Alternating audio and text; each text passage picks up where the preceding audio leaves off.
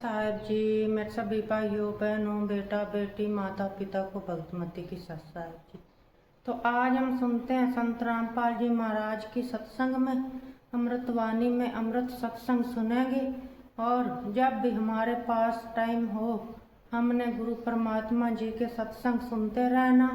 तो सुनते हैं सभी भाई बहन बेटा बेटी माता पिता मिलजुल करके सत्संग संत रामपाल जी महाराज की सत साहब जी।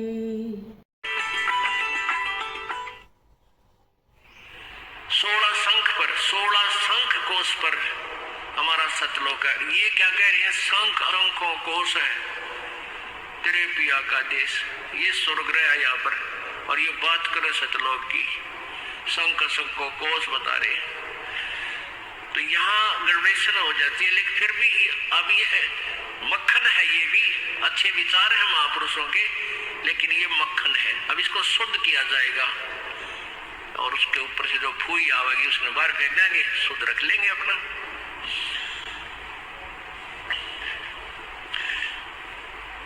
बिन सतगुर ना पाइए घर अपने की राह बिल्कुल। और संता शरण लागे कह तो सुरत शब्द समा।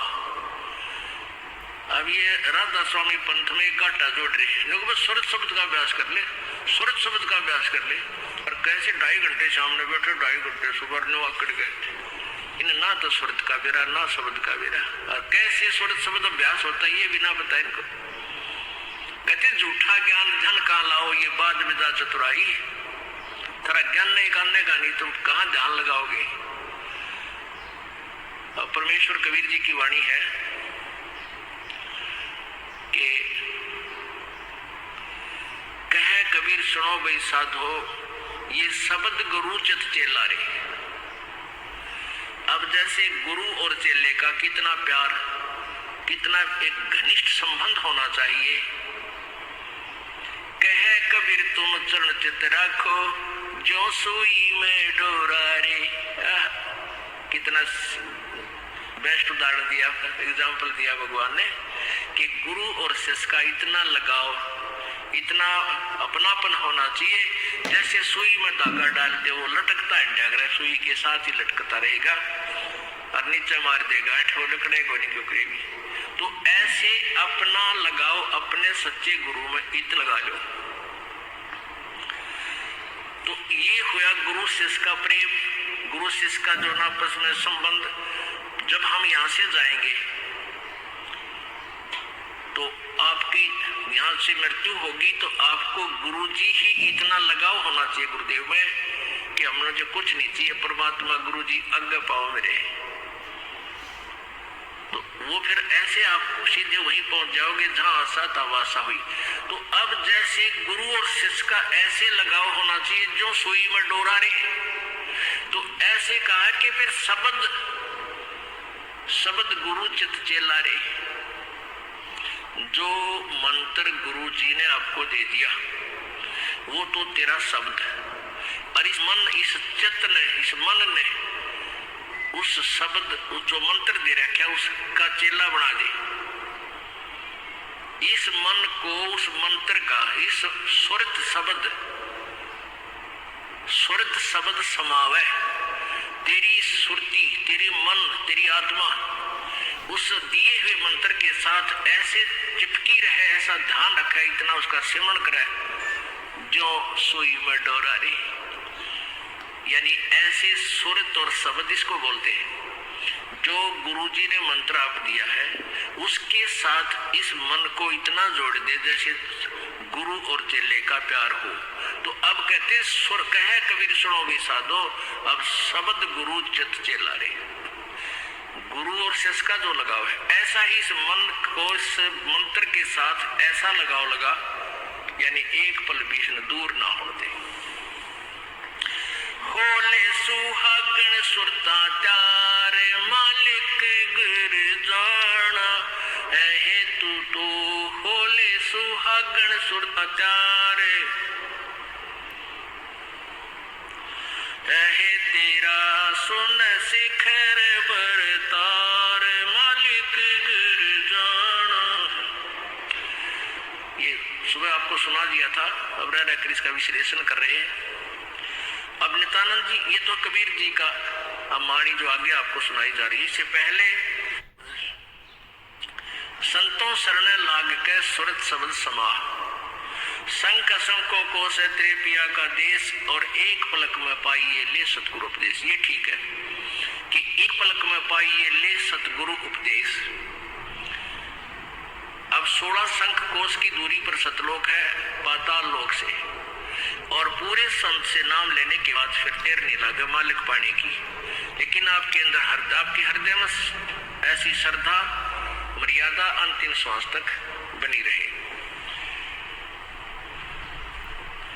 सुन सदैली सैल है गगन मंडल के माँ, और प्रेम बिना पावे नहीं चाहे कोट समाधि ला।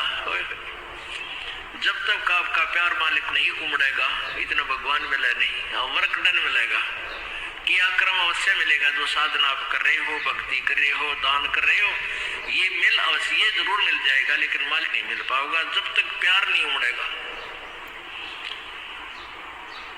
अब कैसे प्यार कैसे उमड़ेगा भाई? जैसे सूरज के आगे बदरा ऐसे कर्म छयारे, भाई प्रेम की पवन करे चित मंजन फिर झलके तेज नयारे। क्या बताते हैं परमेश्वर गरीबदास जी महाराज परमेश्वर को पाने की कैसी विधि बताते हैं कि जैसे सूरज के आगे बदरा ऐसे कर्म छयारे, हमारे पाप कर्मों की छाया आत्मा और परमात्मा के बीच में ऐसी होगी जैसे सूरज के सामने घनघोर घटा छा जाती है। वो घटा फिर वो बादल कैसे वहां से दूर होते हैं, तेज हवा चलती है तो बादलों को तितर बितर कर देती है, और सूर्य का प्रकाश फिर ज्यों का त्यों समक्ष होता है। तो ऐसे कहते हैं कि हम आत्मा और परमात्मा के बीच में जो पाप कर्मों की जो बादल है, उनको कैसे दूर फेंका जाए, कैसे छांटा जाए, कैसे खत्म किया जाए। जैसे सूरज के आगे बदरा ऐसे कर्म छयारे, प्रेम की पवन करे चितवंजन झलकर तेज नयारे। प्रेम की पवन इन पाप कर्मों को काटने का, इनके हटने का क्या लक्षण होता है?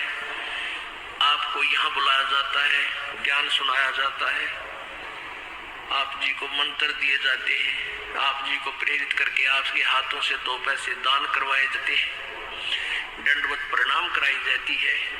इस सब का उद्देश्य है कि आपका हृदय इतना भी नम्र हो कि परमात्मा की चर्चा चल की आंखों से आंसू की धारा बह जा, दरिया बह निकले, चर्चा चले एकांत में बैठ के या कहीं चर्चा चले जाता कि रह कर आंखों में आंसू आने लग जाएंगे। जब मालिक की चर्चा चलेगी तो समझो आपके पाप कर्मों के बादल कटने लागे।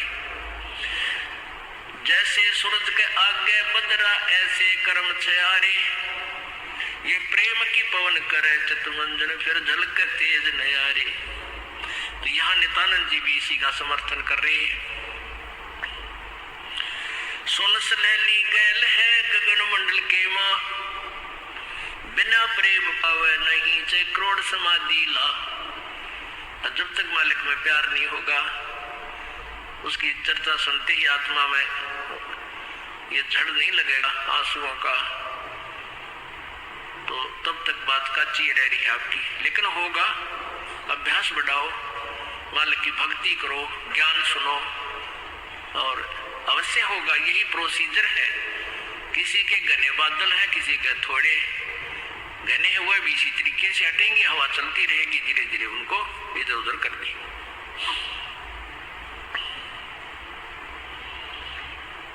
अब आपको बताया था कि जैसे नित्यानंद जी स्वर्ग सत्र के प्लेयर थे। अब जैसे डिस्ट्रिक्ट लेवल पर यानी जिला स्तर पर बच्चे खिलाड़ी खेल खेलते, नियम वही होते हैं उनकी एक ही जैसे, और जो राज्य स्तर पर खेलते उनके भी नियम वही होते हैं, लेकिन लाभ गणा होता है। और जो राष्ट्रीय स्तर पर खेलते हैं नियम उनके भी वही होते हैं, और जो इंटरनल लेवल पर खेलते हैं नियम उनके भी वही होते हैं। तो नित्यानंद जी जो बता रहे हैं ये वही नियम वही है। अब क्या बताया उस परमात्मा के यहाँ जाने का? परमेश्वर क्या बताते हैं? होले सुहागण सुरता त्यार, तुझे माल्य के घर जाना है। अब सुहागन कौन है और मारी कौन है? जिन आत्माओं को पूर्ण परमात्मा संत से प्रभु का नाम नहीं मिला तो वो तो कंवारी है, और जिनको परमात्मा का नाम मिल गया उनकी सगाई होगी परमात्मा से। गुरु बिचौले ने उनकी सगाई करवा दी। और जिनको परमात्मा का नाम मिल गया तो आपकी सगाई होगी उस मालिक से, परमात्मा से, और गुरु बिचौले ने आपका यू नाता जोड़ दिया। तो इसलिए कहा कि होले सुहागन सुरताकार, जो उपदेशी आत्माएं हैं वो सुहागन है, और जिन्हें नाम नहीं लिया है वो अभी कंवारी है। और जो सुहागन होगी जिसकी सगाई हो जाएगी तो वही आशा कर सकती है पिया के घर जाने की। कुंवारी का भी कोई ऊद सूद नहीं होती, लेकिन तरीका यही है पिया के घर जाने का, उनको भी सगाई करवानी पड़ेगी, नाम लेना पड़ेगा, गुरु बनाना पड़ेगा। तो उन सुहागन आत्माओं को, उपदेशी आत्माओं को परमात्मा कहते हैं होले सुहागन सुरता त्यार, तेना माल्य के घर जाना है। तुझे वहां जाने का तेरा काम बन गया, यानी स्टार्ट हो गया ये प्रोसीजर। ब्याह भी होगा, सगाई हुई तो ब्याह भी होगा, ब्याह होगा तो फिर सारा काम होगा, पति के घर भी जाएंगे। तो हम स्टार्ट कर चुके हैं, हमारा काम शुरू हो गया।